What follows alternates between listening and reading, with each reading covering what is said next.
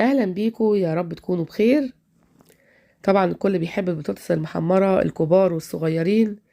عايزين نعملها النهارده كده في الفرن بمعلقه زيت واحده، من غير اير فراير بقى ولا الكلام ده، عشان مش كل عنده القلايه الهوائيه، من غير قلي بقى ولا تحمير ولا الكلام ده كله. وهنقلل كده السعرات للربع، وهنعملها خلطه كده رهيبه. بجد هتودي طعمها في حته تانية خالص. هتبقى مقرمشه من بره وطريه كده من جوه، وطعمها لذيذ جدا. تابعوني في الفيديو علشان تشوفي الطريقة. اللي كده بسرعة اشتركي في القناة ولايك وشير لو عجبك الفيديو. سمعتوا بقى صوت القرمشة؟ الطريقة دي بتخليها كده مقرمشة من بره ولذيذة كده وطعمها حلو قوي. في البداية كده أنا معايا كيلو من البطاطس.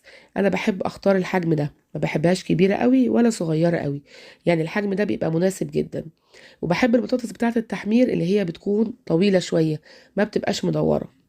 دي المواصفات اللي أنا بحب أجيبها في البطاطس لما باجي أشتريها من السوق. بقشرها بقى بسرعه كده بالمقشره اللهلوبه اللي انتوا شايفينها دي. انا حبيت اوريها لكم لان دي سريعه جدا وما بتطلعش قشره تخينه. هعمل بقى كل الكميه بالشكل ده، وبعد كده هاخدها اغسلها بقى غسله كويسه. ودلوقتي هنبتدي ان احنا نقطعها مع بعض. التقطيع بتاعها مهم جدا. بصوا كده، لو البطاطسايه كبيره شويه ومحمله انا بقطعها بالشكل ده اهو. حلو قوي كده، ما تصغريش عن كده. الطريقه دي مش عايزه القطعه او الصباع يكون رفيع، لا عايزاه يكون بالشكل اللي انتوا شايفينه ده.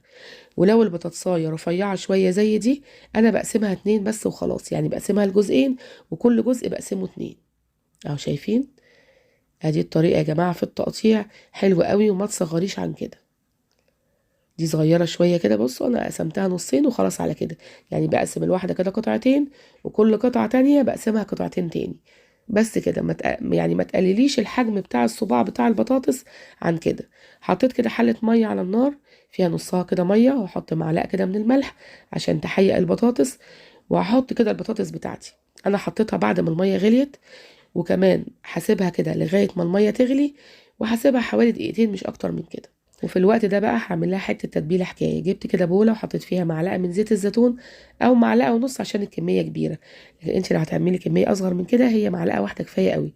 حطيت كده معلقه من الملح، معلقه من الكزبره، وكمان معلقه من الكمون. ومهم جدا معلقه بقى من الزعتر. الزعتر بقى بينقلها في حته تانية خالص. وعلى طرف المعلقه كده حطيت شويه كركم، وكمان معلقه من البابريكا.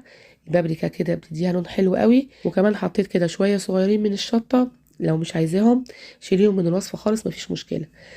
وفص كده من التوم، ما تزوديش عن فص كده او فصين مش اكتر من كده.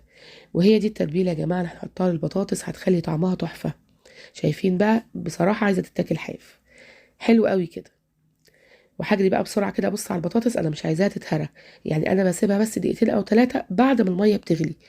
مش اول ما تحطيها، لا، بعد ما المية بتغلي سيبيها دقيقتين بس مش اكتر. وطلعتها بقى وسبتها كده تبرد شوية. انا سايباها بقى عشان المية اللي فيها تنشف، عشان لما احط لها التتبيله تمسك عليها. حلو قوي كده. حطيتها في حاجه كبيره كده عشان ما احطهاش على بعضها، واحط لها التتبيله تثبت فيها. بدات بقى ارش عليها التتبيله اللي انا عاملاها كده، وهقلبها بقى تقليبه بسيطه كده عشان اوزع كل التتبيله عليها. حاولي ان انت ما تسلقهاش قوي عشان ما تتكسرش معاكي. قلبتها كده بقى وخليتها تتشرب كويس قوي من التتبيله اللي انا حطيتها. دلوقتي هجهز صينيه بقى علشان ادخلها الفرن. انا في الوقت ده كنت قايده الفرن على درجه حراره 200. جبت كده الصينيه بتاعتي وحطيت عليها ورقه زبده. ممكن تحطي ورقه زبده وممكن ما تحطيش. انا حطيت ورقه زبده عشان مش عايزه اوسخ الصينيه بتاعتي، لان طبعا فيها كركم وبابريكا والحاجات دي بتصبغ شويه. فريحت نفسي وحطيت ورقه زبده.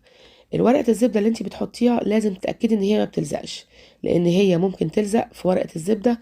فبلاشها خالص. لو ورق الزبده بتاعك بيلزق بلاشه خالص، واعملي على الصينيه بس تدهنيها دهنه كويسه من الزيت.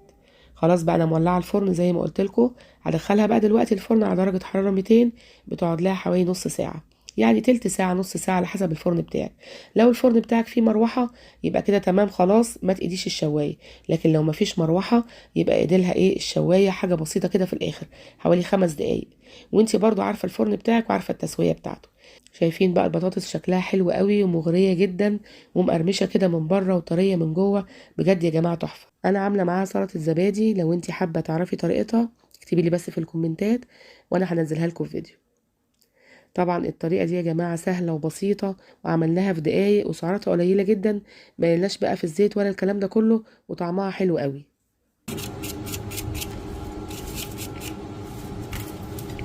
شايفين مقرمشة من بره ازاي؟ مقرمشة كده من بره حلو قوي.